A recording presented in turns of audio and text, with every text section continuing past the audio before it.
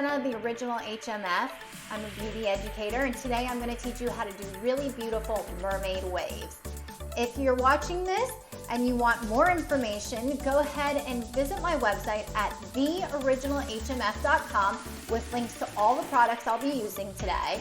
You can also follow me on Instagram at the_original_HMF and like and subscribe to my YouTube channel. So I was thinking summer is here, it's time for some mermaid waves.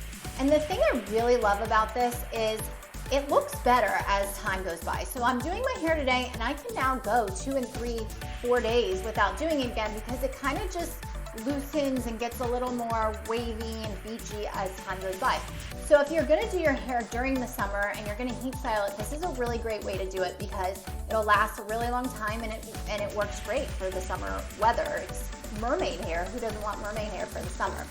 So I'm going to show you some of the tools and products I'm going to be using, and then I'll show you exactly how I do this. So I always start with a heat protecting spray. I've already sprayed my whole hair and let it kind of soak in and dry because I don't, you've just sprayed it, some steam comes off of it, that tends to make me a little nervous, so I've already sprayed my hair. You'll need a 3-barrel curler waver like this. Mine is an Amica. There are tons on the market. They all work pretty much the same, so no matter what brand you have, this tutorial will work for yours. If you have shorter hair, like I have in the front, or I've had short hair in the past, I really like the Bedhead Wave Artist. It's the same thing, but it's just a little bit on the smaller side. So it works great for shorter hair. So you could use that in the front also. I just have a lot of hot tools, so I have a lot of options. And then the thing that sets my tutorial apart from some of the other mermaid wave tutorials are I use this little guy and I go back in and I have a little trick.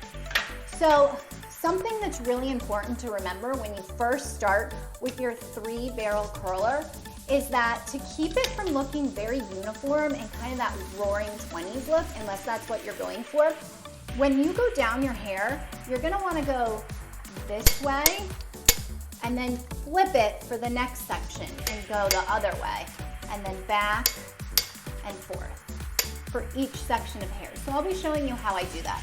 I put my hair in 3 different layers so that it's all different on each layer, and that also creates a lot of movement and takes away that uniformity. So let's go ahead and get started.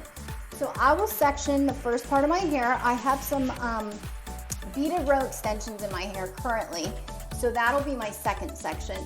And this is all my natural hair. So you pick a section of hair and you just go ahead and clamp it down and you hold it for about 10 seconds. And then you kind of go to where you ended and clamp it again. Hold for another 10 seconds. And that's going to give you that really cool barreled beach wave look. So I'm going to go ahead and go through and I'm going to speed this up so you guys don't get bored watching me do this. So here we go.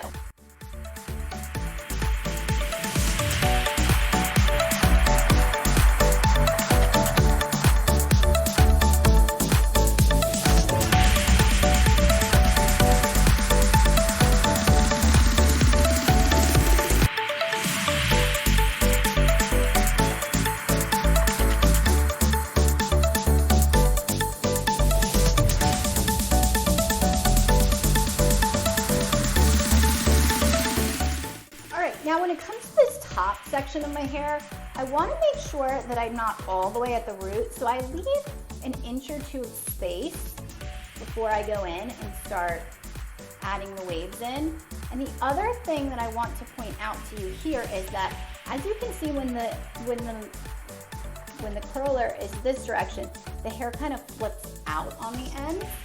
If you don't like that, especially around your base, and you prefer that it curls under, then you just need to keep in mind what way you like it and maybe do the front couple of sections closest to your face, either curving in towards your face or out, flipping out, whatever you prefer. But when you have shorter hair in the front like I do, that's something to definitely take into consideration. So I'm just gonna go in and finish up this last top part and then I'll be right back.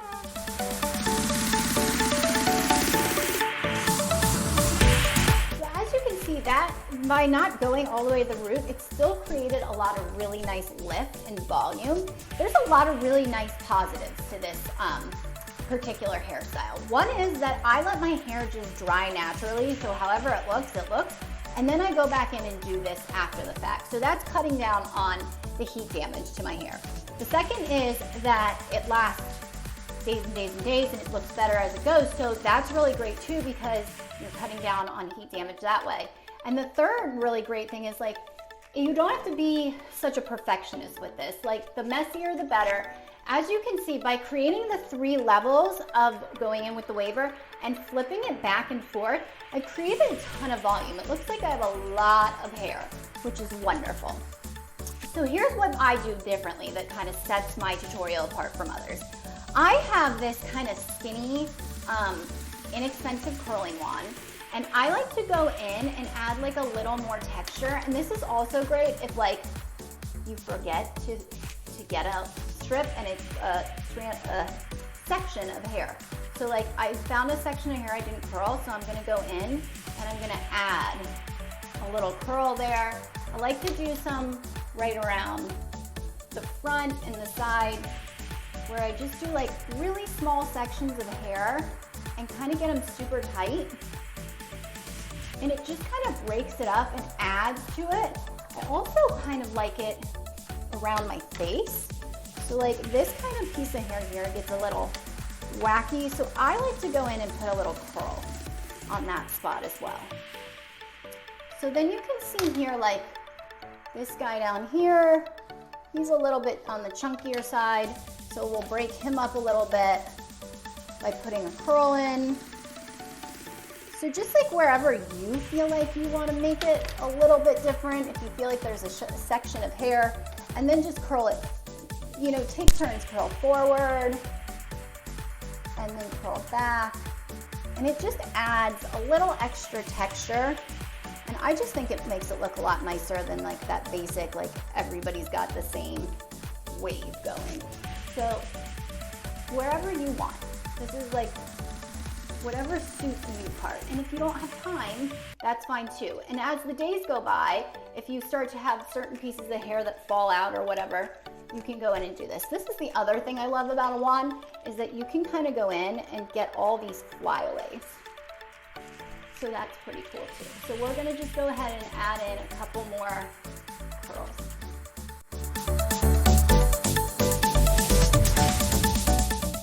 All right, the last step that I do here to create my mermaid waves is I love a good texture spray. I love this Orbe one. So I just spray it in there. I like to go upside down, give it a little extra lift.